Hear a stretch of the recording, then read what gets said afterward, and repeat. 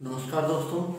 आज हम endocrine gland के पार्ट सेकंड के अंदर जैसे अपने वन बाय वन ग्लैंड की स्टडी करेंगे। तो उसमें सबसे पहले अपने देखते हैं पीयूष ग्रंथि यानी पिट्यूटरी ग्लैंड। तो जो पिट्यूटरी ग्लैंड है, इससे पिट्यूटरी ग्लैंड से और एग्जाम जैसे अपने आरबीएससी के अंदर, नीट के अंदर और सभी प्रकार के कॉम्पिटिटिव एग्जाम में इंस्टीट्यूशन पुट अप होते हैं। तो आज अपने देखते हैं पिट्यूटरी ग्लैंड के बारे में। जो पिट्यूटरी ग्लैंड है यानी पीयूष ग्रंथि एंडोक्राइन ग्लैंड है। कैसी ग्लैंड है? एंडोक्राइन, यानी अपने को पता है कैसी ग्लैंड है? एंडोक्राइन। एंडोक्राइन और एंडोक्राइन ग्लैंड है और डक्टलेस होती है। एंडोक्राइन कैसी होती है? डक्टलेस होती है। और इसकी जो उत्पत्ति यानी ओरिजिन है, ओरिजिन किससे हुआ है? एक्टोडर्म से। ओरिजिन किससे हुआ है? एक्टोडर्म में। और इसकी जो पोजीशन है यानी स्थिति है वो स्फिनोइड अस्थि के ऊपर सेला टर्सिका गड्ढे में प्रेजेंट होती है। यानी जो ये फोर ब्रेन होता है, फोर ब्रेन अपने फोर ब्रेन का जो डायनसिफिलान पार्ट है, तो डायनसिफिलान के हाइपोथैलेमस यानी फोर ब्रेन के डायनसिफिलान के हाइपोथैलेमस पार्ट में थर्ड वेंट्रिकल के नीचे और सेला टर्सिका, ये जो सेला टर्सिका गड्ढा है इसमें ये प्रेजेंट रहती है। स्फिनोइड बोन के ऊपर होती है, स्फिनोइड बोन के ऊपर होती है और मटर के दाने के समान इसकी शेप होती है, आकृति होती है, पी शेप होती है। और इसके अंदर दो पार्ट्स पाए जाते हैं। एक तो होता है यानी एंटीरियर, यानी क्या बोलते हैं? अगर पीयूष, एंटीरियर अगर पीयूष, एंटीरियर पिट्यूटरी ग्लैंड, और एक होता है पोस्टीरियर पिट्यूटरी ग्लैंड यानी फर्स्ट पीयूष। जो एंटीरियर पिट्यूटरी ग्लैंड है इसमें थ्री पार्ट्स होते हैं। एक तो होता है पार्स ट्यूबुसिल और एक होता है पार्स डिस्टेलिस और पार्स इंटरमीडिएट। थ्री पार्ट होते हैं किसके? एंटीरियर पिट्यूटरी ग्लैंड के। और जो पोस्टीरियर पिट्यूटरी ग्लैंड यानी जिसको अपने बोल देते हैं न्यूरोहाइपोफाइसिस। तो जो न्यूरोहाइपोफाइसिस, ये तो एडिनोहाइपोफाइसिस हो गई, ये न्यूरोहाइपोफाइसिस। तो न्यूरोहाइपोफाइसिस में थ्री पार्ट होते हैं। फर्स्ट होता है मीडियन एमिनेंस, सेकंड होता है इन्फंडिबुलम और थर्ड वन अपना बोल देंगे पार्स नर्वस। ये इसके पार्ट होते हैं। तो ये तो पोजीशन हो गई पिट्यूटरी ग्लैंड की, यानी फोर ब्रेन में डायनसिफिलान के हाइपोथैलेमस पार्ट में ये थर्ड वेंट्रिकल के नीचे प्रेजेंट होती है सेला टर्सिका गड्ढे में। फिर पीयूष ग्रंथि को अपने दो पार्ट्स में डिवाइड करते हैं। एक तो होती है एंटीरियर और एक होती है पोस्टीरियर। एंटीरियर को बोलते हैं एडिनोहाइपोफाइसिस और पोस्टीरियर को बोलते हैं न्यूरोहाइपोफाइसिस। एंटीरियर यानी एडिनोहाइपोफाइसिस से जो हार्मोन सीक्रेट होते हैं उनके बारे में अपने पढ़ते हैं। जैसे एक तो होता है सोमेटोट्रोपिक हार्मोन या अनदर नेम होता है इसका ग्रोथ हार्मोन। तो शॉर्ट में इसको एसटीएच बोल सकते हैं, एसटीएच। जो सेकंड होता है वो होता है मेलेनोसाइट स्टिमुलेटिंग हार्मोन। तो इसको अपने एमएसएच से भी दर्शाते हैं, मेलेनोसाइट स्टिमुलेटिंग हार्मोन। एक होता है फॉलिकल स्टिमुलेटिंग हार्मोन, इसको अपने एफएसएच से दर्शाते हैं। फिर एक होता है थायराइड स्टिमुलेटिंग हार्मोन, तो इसको शॉर्ट में टीएसएच से दर्शाते हैं। एक होता है ल्यूटिनाइजिंग हार्मोन जिसको एलएच से दर्शाते हैं। एक होता है एड्रेनोकोर्टिकोट्रोपिक हार्मोन, तो इसको अपने दर्शाएंगे एसीटीएच से। एक होता है लैक्टोट्रोपिक हार्मोन, एलटीएच से दर्शाते हैं, किससे? एलटीएच। एक होता है इंटरस्टिशियल सेल स्टिमुलेटिंग हार्मोन, आईसीएसएच से दर्शाते हैं। ये तो सारे किससे सीक्रेट होते हैं? एडिनोहाइपोफाइसिस से सीक्रेट होते हैं ये सारे hormone. STH, MSH, FSH, TSH और luteinising hormone, adrenocorticotropic hormone, LTH hormone और इंटरस्टिशियल सेल स्टिमुलेटिंग हार्मोन। अब बात करते हैं पोस्टीरियर यानी न्यूरोहाइपोफाइसिस। तो न्यूरोहाइपोफाइसिस में कोई भी हार्मोन इससे सिंथेसाइज नहीं होता, संश्लेषण नहीं करता ये कोई भी हार्मोन का। इसके अंदर हेरिंग बॉडी प्रेजेंट रहती है। हेरिंग बॉडी क्या होती है? न्यूरॉन जो होता है, न्यूरॉन का जो पोस्टीरियर पार्ट होता है उसको बोलते हैं टिलोडेंड्रोन। इसके एंड पार्ट को क्या बोलते हैं? टिलोडेंड्रोन। और टिलोडेंड्रोन को अपने क्या बोलते हैं? Herring body. टिलोडेंड्रोन को क्या बोलते हैं? Herring body. अब ये जो टिलोडेंड्रोन है यानी हेरिंग बॉडी से ही और हार्मोन यानी हेरिंग बॉडी से हार्मोन किस में आते हैं? न्यूरोहाइपोफाइसिस में। कौन से हार्मोन? यानी एक तो होता है एडीएच यानी vasopressin hormone, anti diuretic hormone. Second होता है ऑक्सीटॉक्सिन हार्मोन, और इनका जो सीक्रेशन होता है वो एसओएन और पीवीएन हाइपोथैलेमस के पार्ट होते हैं, उनसे ये सीक्रेट होते हैं, एसओएन और पीवीएन पार्ट से। तो ये अपन ने पढ़ा कि पीयूष ग्रंथि से कौन से एडिनो हाइपोफाइसिस से कौन से हार्मोन सीक्रेट होते हैं और न्यूरो हाइपोफाइसिस से कौन से हार्मोन सीक्रेट होते हैं। अब अपन मनोवाई देखते हैं कि हाँ इन हार्मोन का फंक्शन क्या होता है, यानी ये जो हार्मोन है तो इन हार्मोन का फंक्शन क्या होता है, ये एक एक करके अपने इसमें देखते हैं कि इनका हार्मोन का फंक्शन क्या होता है।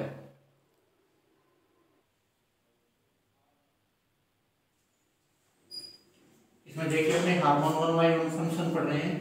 जो थायराइड स्टिमुलेटिंग हार्मोन है ये थायरोक्सिन हार्मोन को कंट्रोल करने का कार्य करता है। फॉलिकल स्टिमुलेटिंग हार्मोन शुक्र जनन यानी स्पर्मेटोजेनेसिस में सहायक होता है। ल्यूटिनाइजिंग हार्मोन ओवुलेशन को यानी ओवुलेशन में ये कंट्रोल करता है, ओवुलेशन को कंट्रोल करता है, ओवुलेशन को क्या करता है, कंट्रोल करता है। अंडोत्सर्ग को कंट्रोल करने का कार्य करता है कौन, luteinizing hormone. Progesterone hormone pregnancy को बनाए रखता है, और ये जो प्रोजेस्टेरोन है ये कार्पस ल्यूटियम से स्रावित होता है, जिससे कार्पस ल्यूटियम से।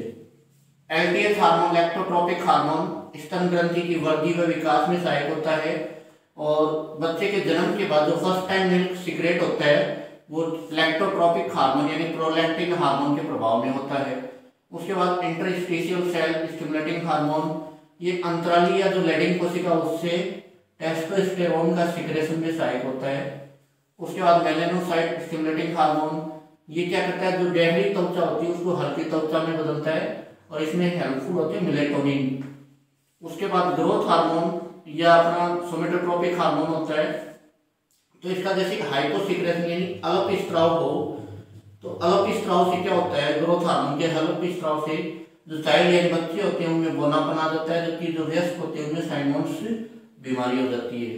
और इनका हाइपर सिक्रेशन यानी अति स्त्राव होता है, तो अति स्त्राव से क्या होता है, जो चाइल्ड है चाइल्ड में तो जाइगेंटिज्म यानी आकार बढ़ जाएगा उनका, जबकि जो एडल्ट होते हैं उसमें एक्रोमेगाली रोग हो जाता है। फिर ऑक्सीटॉक्सिन की बात करें, ऑक्सीटॉक्सिन और एडीएच ये रिलेटेड होते हैं न्यूरो हाइपोफाइसिस से, न्यूरो हाइपोफाइसिस से रिलेटेड होते हैं।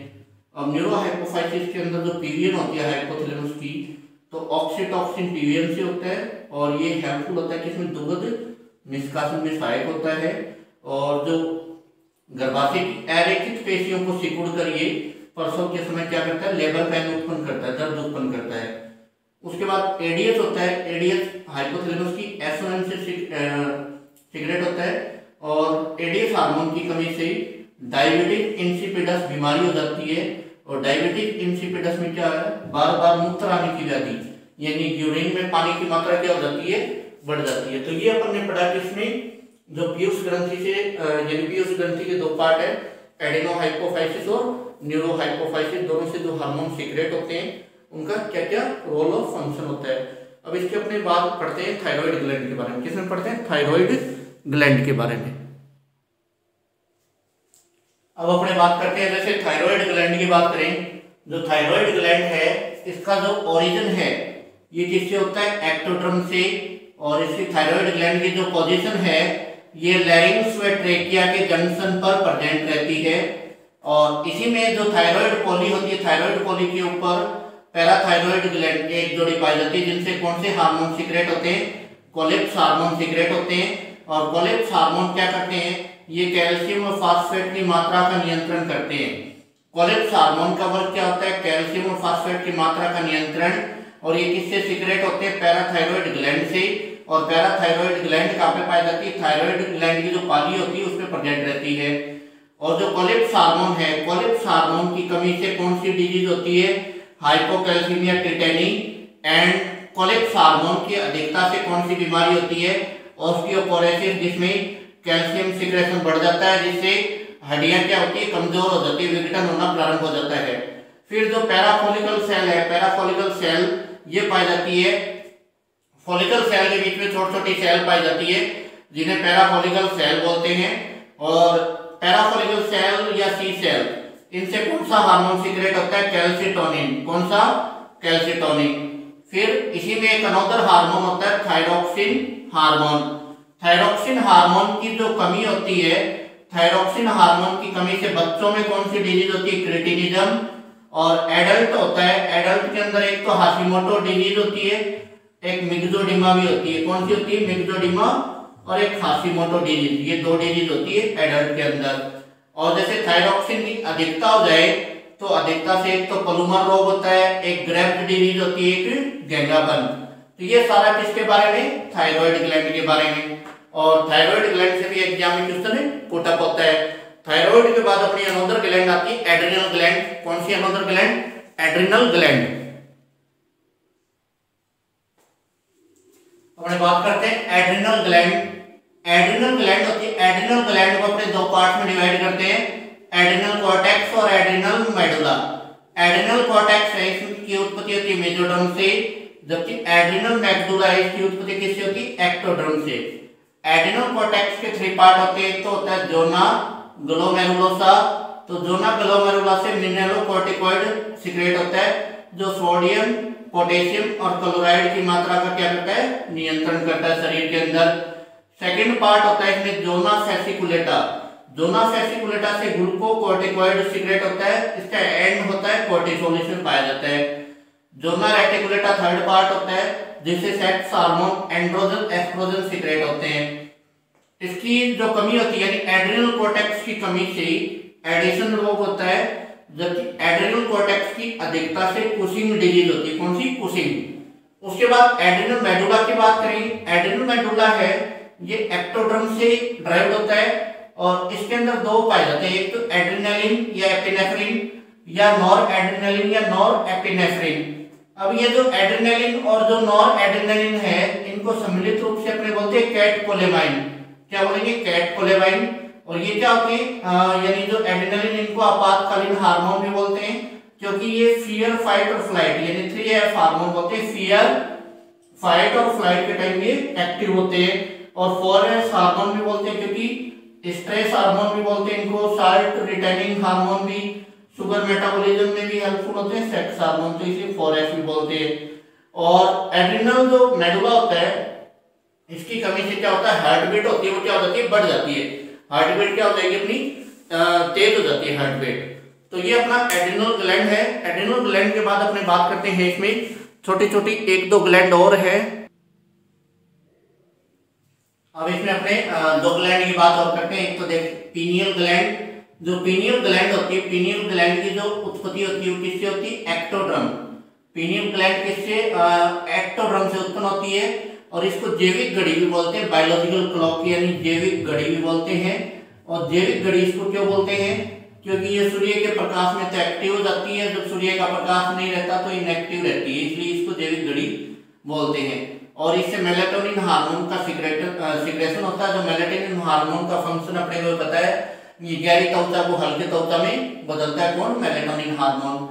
उसके बाद जो इसमें क्या होता है, जो पीनियल ग्लैंड होती है, इसमें कैल्शियम कार्बोनेट के पार्टिकल जमा हो जाते हैं, जिनको अपने मस्तिष्क की धूल या ब्रेन डस्ट भी बोलते हैं। मस्तिष्क धूल या ब्रेन, मस्तिष्क की रेत या ब्रेन डस्ट जो भी बोलते हैं इनको।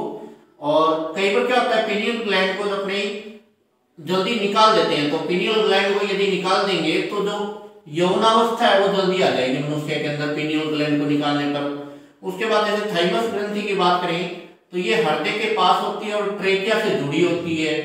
और ये जो थाइमस ग्रंथि है ये एंडोड्रम से उत्पन्न होती है, और जैसे जैसे आयु होती है ये छोटी होती जाती है और अंत में डोरी के समान ये हो जाती है व्यस्क अवस्था में। तो आज अपन ने पढ़ा एंडोक्राइन ग्लैंड्स के बारे में। आशा करते हैं आपको वीडियो अच्छा लगा होगा, तो प्लीज चैनल को लाइक, शेयर और सब्सक्राइब करें। और जो नेक्स्ट वीडियो आएगा उसमें अपने पढ़ेंगे मिक्सोक्राइन ग्लैंड के बारे में, यानी मिक्सोक्राइन ग्लैंड के बारे में अपने नेक्स्ट वीडियो के अंदर डिटेल से पढ़ेंगे। तो प्लीज चैनल को सपोर्ट करें, लाइक करें, शेयर करें और सब्सक्राइब करें। धन्यवाद।